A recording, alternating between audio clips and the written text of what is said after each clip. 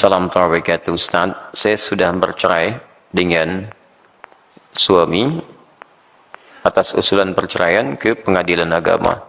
Boleh tidak dalam satu rumah ya? Bismillahirrahmanirrahim.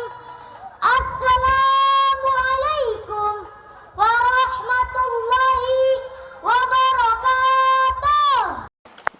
Bismillah.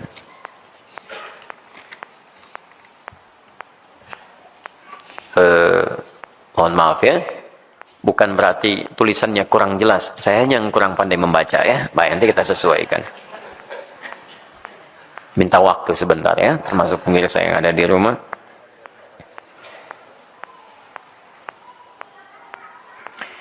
Baik, semoga Allah memberikan yang terbaik untuk pertanyaan ini. Waalaikumsalam warahmatullahi wabarakatuh. Ustaz, saya sudah bercerai dengan suami atas usulan perceraian ke pengadilan agama. Pertanyaan saya, apakah hukum yang kami masih satu rumah? Maksudnya, boleh tidak dalam satu rumah ya? Tergantung pada prosesnya. Tergantung. Bagaimana sifat perceraiannya? Kan di Quran diturunkan hukumnya dari Al-Baqarah ayat 226. Terus sampai ke hukum perceraian ke 240. Sampai paling kanan di pertengahan. Disebutkan turunan-turunannya. Apakah sifat perceraiannya ini adalah khulu'? Khulu' itu pengajuan dari istri karena melihat suami memungkinkan atau aktivitas dan perilakunya bisa menjauhkan istri dari Allah Subhanahu wa taala. Atau maaf, menyakiti yang berlebihan sehingga bisa merusak keadaan fisik dan psikisnya. Ini disebut dengan khulu'.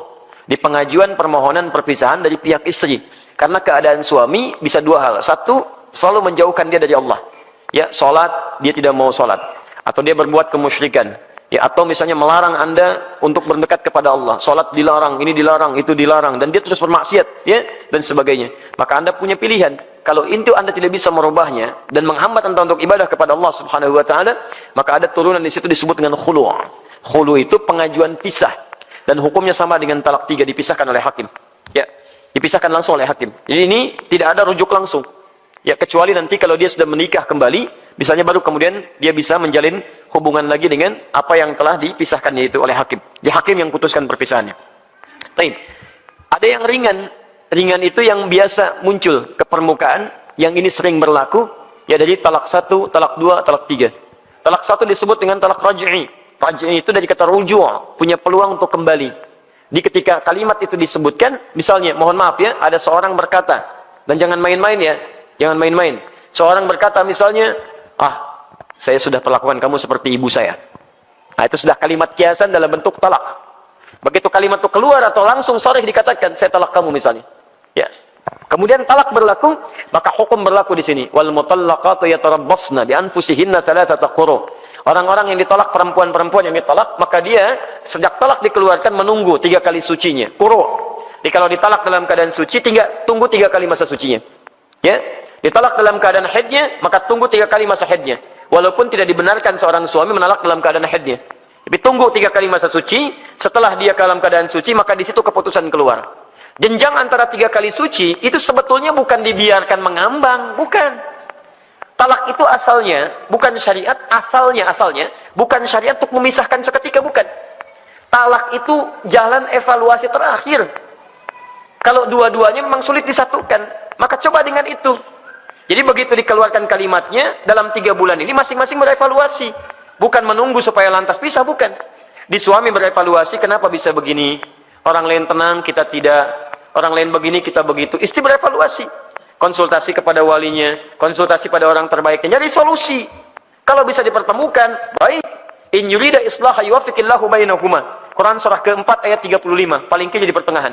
Kalau setiap dari pasangan suami istri itu berniat untuk memperbaiki hubungan, Allah berikan jalan untuk berhubungan lagi, nyambung lagi. Kalau memang satu di antara keduanya, dua-duanya punya niat baik. Tapi kalau ternyata tidak dipertemukan di situ, misal ada solusi lain.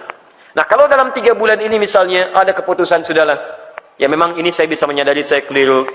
Saya juga memang mohon maaf, saya juga salah. Ternyata saya sadar setelah merenung, mohon maafkan saya. Ternyata mama memang bukan malaikat. Dan malaikat itu tidak pernah kenal salah, selalu benar. Saya menyadari mama memang manusia yang mungkin ada salahnya juga. Ya, saya juga menyadari Papa bukan setan. Masya Allah, misal ya. Yang tidak kenal benar, misal gitu kan. Ini muncul pernyataan baru ya. Masalah lagi muncul. Misal, di malaikat gak pernah kenal salah. Setan gak kenal benar. Dua-duanya menenung misalnya. Maka ketika dua-duanya menemukan solusi, maka tidak perlu akad lagi. Dalam masa menunggu itu, suami pengen balik, selesai. Balik. Dalam kebaikan. Maka disebut rujuk. Tapi kalau antum gak ngasih kepastian yang laki-lakinya, selesai kemudian 3 kali sucinya, maka perempuan itu berhak memilih. Ya, bisa, dia bisa menikah dengan yang lain. Ya, kalau kemudian itu terjadi. Nah, dalam konteks ini, saya belum tahu ini apakah yang dimaksudkan. Kalau ada yang pribadi seperti ini, sebaiknya dibuat kalimat umum, ya, atau kalau ingin khusus, antum sampaikan dalam bentuk khusus, kirimkan email via Akhir TV, nanti kami jawab secara spesifik. Supaya yang menimpa antum di rumah tangga ini masih kalimat umum. Kalau khusus gak saya jawab, ya. Bisa kita jawab dengan lebih spesifik. Saya tanya kembali, apakah di pengadilan itu sudah keluar keputusan atau belum? Apakah dari keputusan itu jatuhnya talak yang keberapa? Talak yang pertama atau yang kedua? Sifat talaknya bagaimana? Nah, ini kadang kalau kalimat umum seperti ini, jawabannya pun tidak akan maksimal. Ya, kalau sudah keluar kalimat talaknya dan dipisahkan persis, dan memang misalnya 3 kali, sudah masa suci, sudah memang harus berpisah, maka tidak layak tinggal serumah lagi. Karena sudah bukan satu mahram. Kalau khulu, keluar kalimat pengadilan, dipisahkan, maka tidak boleh tinggal satu rumah lagi. Karena sudah bukan satu mahram. Ya, kecuali dalam konteks yang raj'i tadi, talak untuk rujuk. Karena masing-masing masih berevaluasi. Maka di situ boleh. Boleh saling melihat lagi. Kemudian boleh jadi misalnya beda kamar, pisah begini, saling merenung di situ, ngelihat, ya. Begitu malam misalnya, ya, istri sudah tidur, kadang antum ngintip-ngintip, ya, ngelihat, tuh kan, benar nggak saya talak dia? Terus kadang-kadang bukan kamar istri, anak antum dilihat, yang kecil, benar nggak saya talak istri saya? Bagaimana dengan anak saya nanti? Bagaimana ketika dia bertanya tentang bapaknya, tentang ibunya? Jangan-jangan saya hanya berpikir diri saya saja, tidak pernah berpikir tentang anak-anak masa depannya.